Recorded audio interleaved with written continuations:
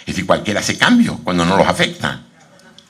Es decir, cualquiera hace cambio cuando el sacrificio lo pagan otros. O cuando se piensa que el cambio lo crea una historia como una especie de deus ex machina y no se sabe quién es, mientras yo me entretengo con el capitalismo y sus beneficios y recibo sus beneficios a través de una serie de satisfactores y estoy en mi casa durmiendo la siesta y viendo los programas de televisión. El trabajo lo hacen otros. Esa disociación entre individuo y sujeto social estuvo presente en todos esos procesos en los años 70. Hubo una suerte de mecanicismo histórico donde se pensaba a partir de ciertas premisas que resultaron falsas, que era que la historia era el producto de leyes históricas y que si habían leyes históricas no tenía por qué molestarme porque había una ley que trabajaba por mí.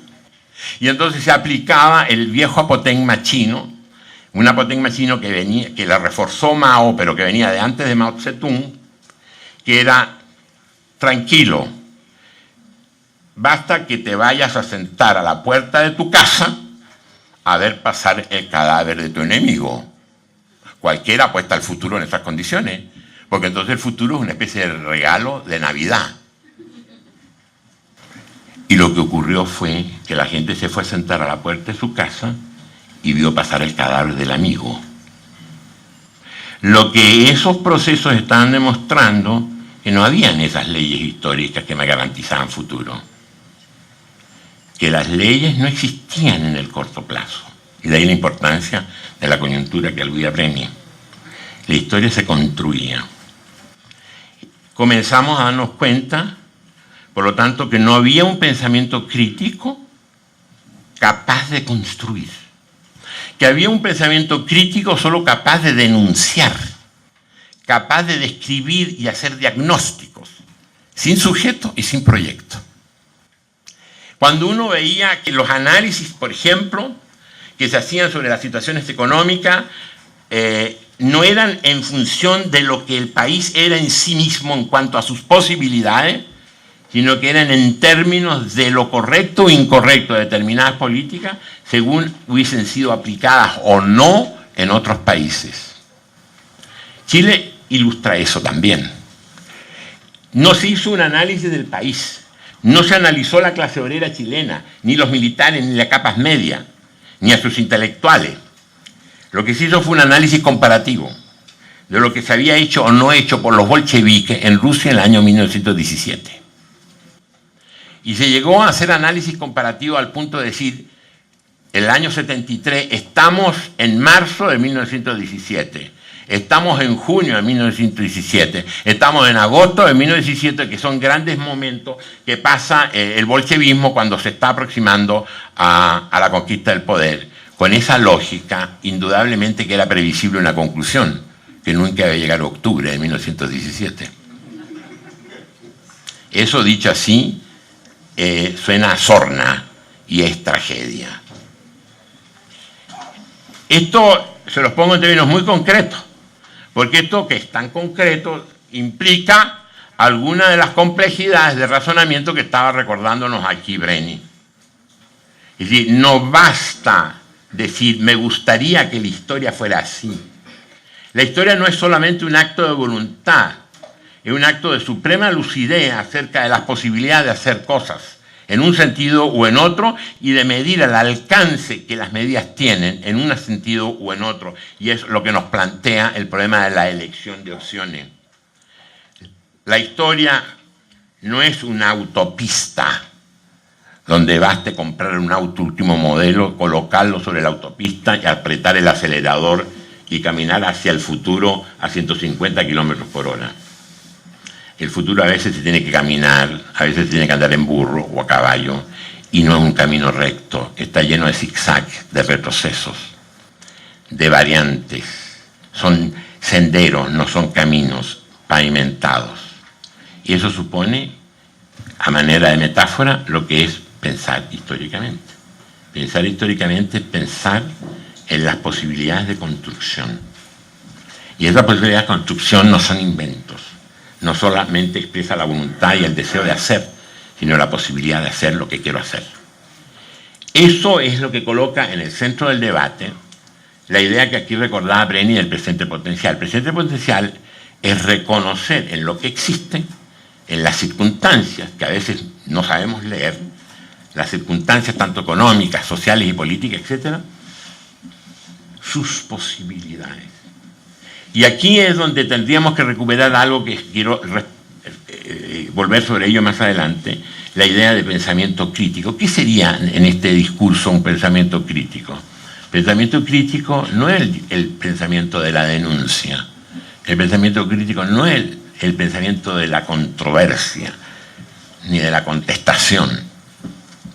El discurso crítico, más bien el pensamiento crítico, es simplemente el pensamiento que es capaz de mostrar las posibilidades de una situación dada.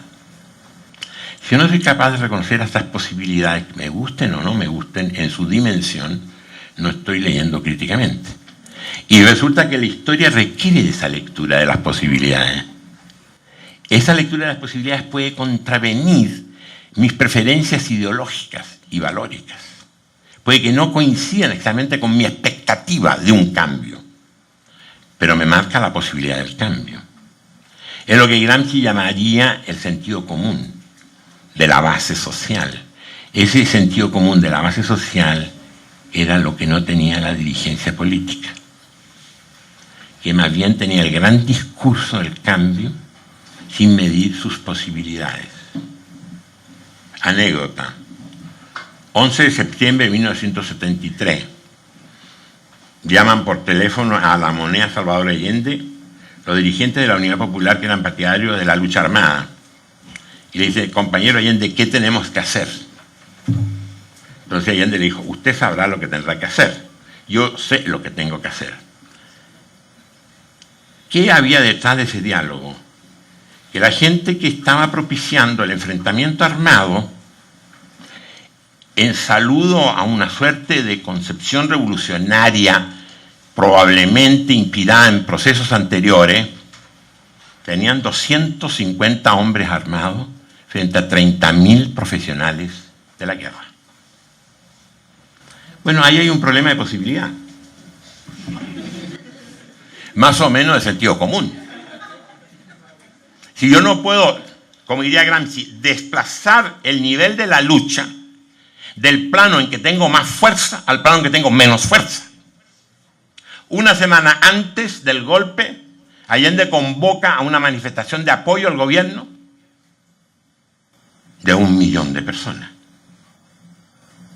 El 4 de septiembre de 1973 desfilan por Santiago frente a La Moneda 1 millón de personas. Ese millón de personas, ustedes comprenderán que si Allende a las 7 de la mañana del 11 los llama a rodear La Moneda, habrían ido a rodear La Moneda.